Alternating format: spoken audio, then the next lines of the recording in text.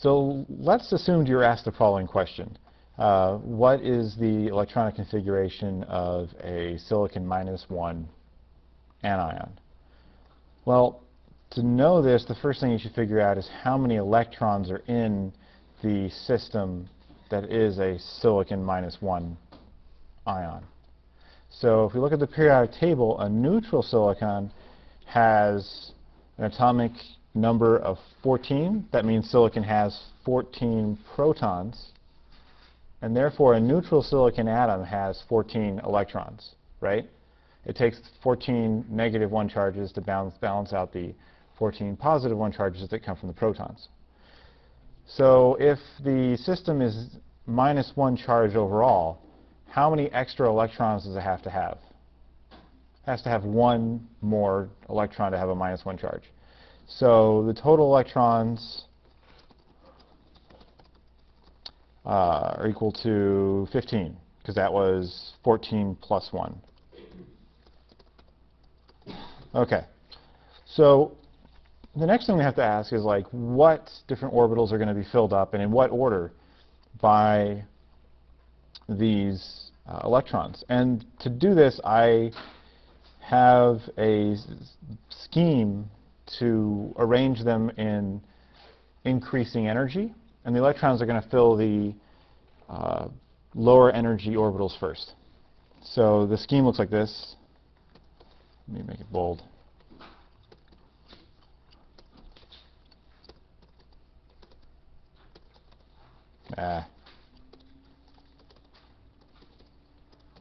Okay, so I write every principal quantum numbers different subshells on the same line. So in the n=1 subshell, there's only the 1s orbital. And then in the n=2 shell, there is a 2s orbital and then a set of 3 different p orbitals in this 2p set. So this represents 3 different orbitals. So each orbital can have 2 electrons. So what I'm looking at here is 1 orbital in this set, and then 1 here and 3 here, so 4 total. So this shell could actually fit in 2 electrons. This one could fit in 8 total.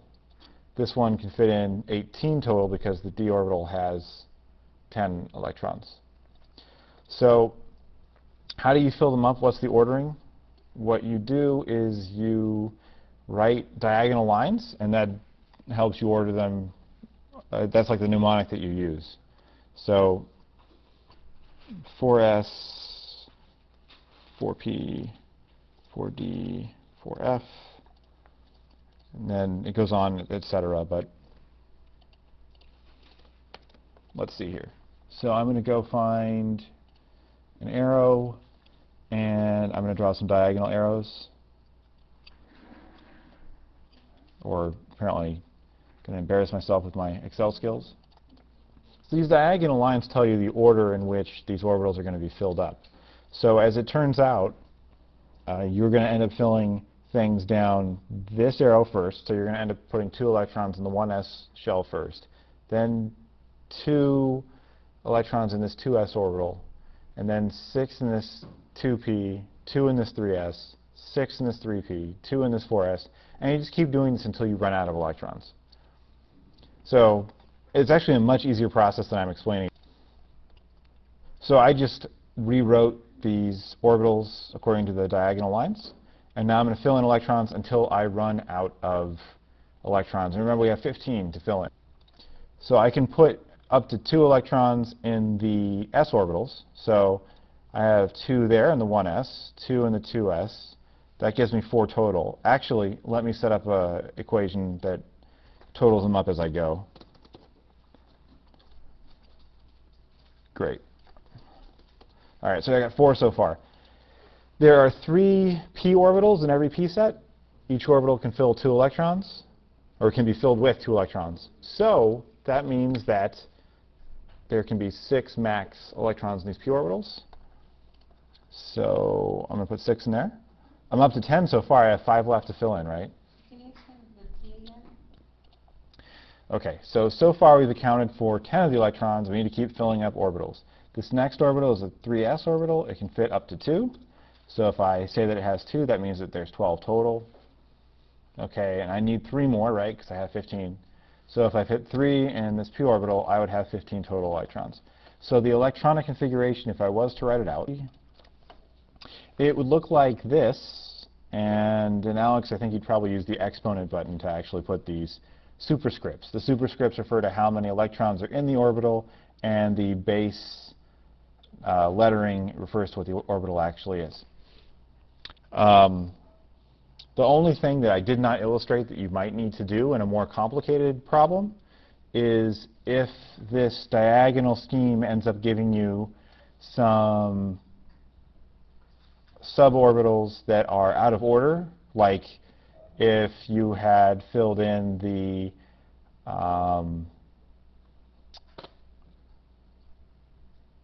(4s) orbital before you filled in the 3d. When you end up rewriting this thing out, you might want to change the order so that they're in numerical order as well. So like if we filled in the 3d at the end, you might actually want to put the 3d before the 4s. There's kind of like a syntax thing that it might be different in Alex. But otherwise, this is exactly how you do it. If you want to double check to make sure you're not nuts, what you'd do is you'd go through and say, okay, this is 2, 4, 10, 12, 15 total electrons, which is what we set out to do, to figure out the electronic configuration of 15 total electrons.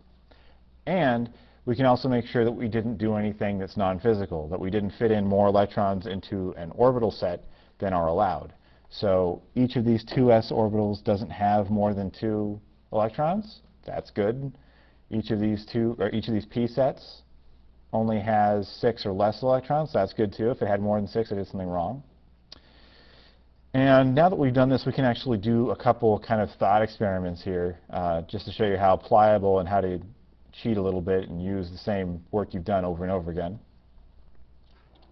So check this out. We just did the electronic configuration of a silicon 1- anion that has 15 electrons. That's actually the same electronic configuration as phosphorus. So if somebody asked you what the electronic configuration of phosphorus was, you would just actually write exactly the same electronic configuration. It doesn't matter what the actual element is. What matters is how many electrons there are. That's what's going to determine the electronic configuration. Let's ask another question. What if this was a silicon 2- ion? Well, instead of the total electrons being 15, if it's 2-, that means it would be 14 plus 2, or 16 electrons, right? So far, so good? Not nuts? Okay. So we'd need 16 total electrons. Where would I fit in the next electron? So since the 3p is only partially filled, we can fill in another electron, and we'll actually still have space for 2 more if we need it, or if we ever needed them. And that'll get me 16 total electrons. So that would be the electronic configuration for something that has 16 electrons, say a silicon 2- ion, or a phosphorus 1- ion, or what's the next one over? Or a sulfur atom, like a neutral sulfur atom would have that electronic configuration. And we can actually, play games the other way too. So we could say, well, what if we were just thinking about a silicon atom? Well, that's 14 electrons, right? So it'd just be 14. Then I'd have to remove some electrons from this to get it to be 16. And I would remove electrons from the highest energy first, because I want to be filling up, have full the lower energy orbitals before I fill up any of the higher ones. So which of these orbitals has, or when I say orbitals, I'm using it loosely. It's actually, I guess, technically suborbitals, orbital sets, I guess. Which of these has the highest energy electrons? 2p. All right, so we have 1 vote for 2p. What do you think? 3p. They're in order, right? So like 1s is the lowest, then 2s, then these are like, over here is like low, energy, and over here is like high energy. So, and like these things go on basically forever. I mean, we could draw out this diagonal thing till our fingers fall off. As it turns out, since there aren't lots of stable elements out there that we know of anyway, we don't care. So, so if we look back at our periodic table, this is purely for your cultural interest as like human beings, or I guess universe citizens. Take a look. I mean, we got a periodic table that goes up to 118 right now, right? So I mean, once you get things filling up to something like 118 plus or minus a few of them, who cares, right? We're not talking about stuff we care about anymore. It's not really physical. And to be honest, even some of these elements, if you ask me frankly, do I care about any of these, the answer is no. I mean, these were great to get people some like Nobel Prizes and stuff, but I'm probably never going to meet a vial full of, what is that? Damn stadium or whatever? I don't know. Or rhododendron, whatever. I don't know. Copernicum. Is that right? I think I got that one right. Oh, this is actually a pretty good periodic table because it's got the valence electrons already written out. So check this out. 2, 8, 4. See those numbers? So that refers to the first shell, that 1s orbital having 2 electrons. Then the next number, that 8, that comes after the 2 in the box. I'm looking at the big box right now with like the big box that's over here, but I can't get away from silicon fast enough. So yeah, pretend like I can actually get like those numbers, but when I'm over here. So 2, 8, and 4. 2 means that like that first principal quantum number, that first shell, has 2 electrons in it. It does. So that's what the 2 refers to.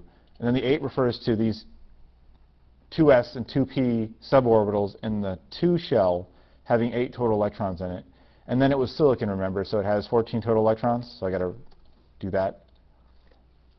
And sorry, that was stupid of me. There we go. Okay. And then the n equals 3 shell, these guys, they have 4 total electrons in them. So we're not nuts here. The pretty cool periodic table at ptable.com has the different shells already filled out for you. So 2, 8, and 4, it confirms it. Oh yeah, and that brings me to yet another way to kind of mess around with this stuff, and hopefully it's starting to ring some bells. So like if I have this element, it's a neutral element, silicon 14. This electronic configuration we just made has 4 electrons in its outer shell, right? The outer shell electrons, I call them valence electrons. People call them valence electrons. And there are 4 total. If I go take a look at the periodic table, notice that silicon is in the 1, 2, 3, 4th column. It's 4 elements in the 3rd row. Why? Because it has 4 electrons in its valence shell, and its valence shell is the 3rd shell, right? The n equals 3 shell. So this periodic table literally is the outcome of this filling in scheme. The valence shell is the outer shell, right? Yes, the valence shell is the outer shell. That's exactly right. So what you're looking at here is like, I'll have to come up with a good analogy. If you remember from math, the idea of having like a numerical series, and you have some sort of formula or some sort of set of instructions to build a numerical series, this is like the chemical analog to that. So like Fibonacci numbers, you get some instructions on how to build Fibonacci numbers, and then you just build them out. And you can write out this giant list of Fibonacci numbers. This diagonal off-bow principle of filling in electrons generates the periodic table. So hopefully that is starting to come to a full circle for you.